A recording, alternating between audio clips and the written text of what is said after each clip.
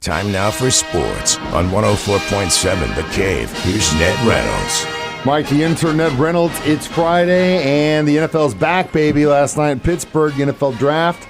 Chiefs had 2 picks in the first round, made a last-minute trade up to get who they believe will be the future of the backfield on the defensive side of the ball. Ned, I'll let you go first. Your thoughts on how it went down. Well, I thought the draft pretty much went as expected in the first round, except, I'm going to tell you this because I'm blowing my own smoke here. I predicted the Chiefs would draft up, but I thought that they would draft up for a wide receiver. I didn't think it would be for a defensive back, but they got the best in the business, at least in this draft, and his name, of course, is Mansour Delane. He's out of LSU. As far as the first pick is concerned, Fernando Mendoza, that was pretty much expected from the Las Vegas Raiders, and I think he will do a very good job. He's a really fine player and comports himself extremely well. Okay, we get down to the Chiefs, and they had initially picked at 9, but they traded up with the Cleveland Browns for number 6, and they pick up Delane, who is considered to be the best of the defensive backs in the draft this year. Mansour Delane did not start at LSU. He's a Virginia Tech transfer and a pretty doggone good player. But is he experienced enough to take over now for McDuffie and people of that caliber? That remains to be seen. I think he probably has the physical skills to do that, and the Chiefs do too, obviously. Many of the pundits do not think that. However, you're a pundit. What do you think? So my initial thought in the beginning was I was like, man, why did we trade up? I didn't feel like I felt like there was a possibility he would have still been at 9, but then the more I thought about it, it definitely Commandos may have been going after him, even New Orleans. So it made sense. I know a lot of people, including myself, really, really, really wanted Bain, but at the same time, I'm glad we went where we went, considering where we went for the 29th pick. And that was my whole thought process, was when that went down, obviously he's the best CB in the league. You pick a CB at that point, you can do no wrong. And I think he's going to be just fine. Well, if he's able to stand up to the physical pressures he did not at Clemson this year, he had a down year. But the fact remains, Bain was not even the 9th choice or the 10th. And that's the other thing I was going to say. He was number 15. That was the other thing I was going to say. Hold it. He was number 15, which means, it's no first round. He's a team's first round pick.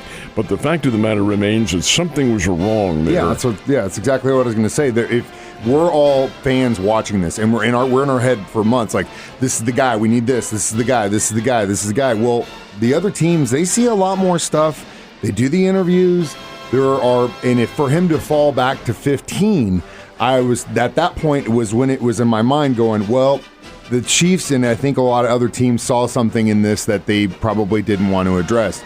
And what I was going to say was, at the end of this, and if they don't go with the other addressable thing, which is our front D line for that 29th pick, I'm not going to be happy. But that's exactly what they did. So it was kind of a 1-2 punch. I think Veach did the right thing. Well, personally, I was a little surprised because you had Tate and Dyson out there before and Downs. And these are top flight receivers. And I think really the Chiefs do need some help in the receiving position, and nothing is solid there. But they chose not to do that. They chose to, and they know what they're doing, of course, go with the D-back. Now the 29th pick is Peter Woods. He's a defensive tackle from Clemson, and initially was thought to be somewhere along the line of maybe a top-flight draft pick, somewhere along the line, but he did not have a real good season. Now, that may be, in effect, because Clemson didn't have a great season. They were, players play to the same level of their team in many cases, and they didn't have a good year, and Woods did not live up to all the expectations. However, he evidently has the physical skills to get it done. He's going to be right up there. You can learn from Chris Jones, and that will make a very big difference. Furthermore, there are other edge rushers out there. I think a lot of folks misunderstand this draft. First round is, that's for the headlines and all that sort of thing, and you are taking the best players. But hey, rounds 2 through 7 are very important, folks, and indeed there will be some key players who every team picks up. The one thing that Chiefs fans, and Mike Holmes is one of them, there are 31 other teams out there, ladies and gentlemen, and they're looking at the same thing. Yeah, and again, that has to go into play. You take the best available at where they're at. The only thing I don't agree is the take on taking a wide receiver. I think we had to go D on the first round, and I'm glad where they went. Considering that fact, you got to go with the best of where they're at. Only caveat to that is I still am kind of curious if Tulane's going to pay off more than Downs does. That safety is great, but in Tulane's case, CBs that go through Virginia Tech, that's like going to West Point in the military, man. Those D-backs that come out of Virginia Tech are the real deal. So I have faith in. But he didn't stay there though. Again, he's been through the program and he went to a school to get the opportunity. So he's been through those, and I think they look at that as well. And to your point about Woods' last year with Clemson, you play to your team, right? So it has to go with him as well. And I think time will tell. It's also kind of a situation where I think it's not a win now, but we're also understanding that Mahomes is where he is in his career, and it's a lot easier to get plug-and-play defensive players than it is to develop wide receivers. If they can meet the standards. Yeah. Now, McDuffie certainly met the standards. He's a good player, solid player, an all-pro player. But the Chiefs felt maybe he had slipped a little bit, lost a half a step, and decided to let him go. Well, do you get a player of that caliber right away? No, it usually takes some time to develop all the skills and formulas that go with being a cornerback or a safety or something along those lines in the defensive backfield. We'll see. Delane probably has he has the upside and the opinion of many of being the best in the draft this year, so we'll see what happens. Anyway, we'll continue on, okay? It's been a long time since the Kansas City Chiefs had a guy on location that got drafted and had a high enough pick. It's a little bit more exciting when your team does bad the previous season on draft night, but obviously your green and white Eagles did a lot better last year and only had one pick in the first round. Who'd they go with? You went number 21, and it's kind of an interesting story, too, because when they interviewed the guy, I thought, geez, this guy may not need any help on the field. It's Mekhi Lemon from Southern Cal, and he's considered to be an outstanding receiver. Boy, does he ever need help in meeting the media. This is the worst interview I've ever heard. Turns out there's a reason for it. He didn't even know what the hell had happened.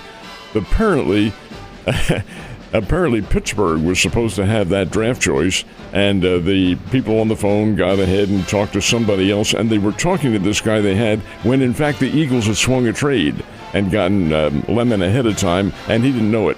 He didn't know where he was, so he was completely lost with all the answers he was going to give. So we'll give him a pass on there. Bottom line is this: the second and third rounds are coming up today, and then 4 through 7 are tomorrow. And folks, there'll be a lot of very good players who are picked in this thing, and I think the Chiefs will certainly stock their whole roster with some very good defensive players coming in. Need help on the defensive line, even though Peter Woods is supposed to be able to help them out. He did not get graded very high by the pundits, so we'll see what happens. Anyway, a big weekend of drafting tonight and tomorrow. Got a lot of players to get remaining, and again, I'm just happy football is back, my friend. Springfield Cardinals are at home. We're not calling that place Route 66 Stadium just yet, though, right? Well, it's going to be Hammons Field up until after the game on Sunday, and then it goes to Route 66 Field. I have some opinions on this, but that's not up to a reporter to do. Reporters to report on the facts. Okay, Springfield Cardinals were in a good, solid contest with the Midland Rockhounds when Molina, the starting pitcher, left the game by a pitch count and so forth and so on. Brought a guy in called Nefty Infante, and he got lit up by Midland. Midland's a good team. This is the Athletics AA Farm Club, and Infante did not show very well. Anyway, Midland wins the game 7-3. Springfield Cardinals are now at 6-12 on the year, 6 wins, 12 losses,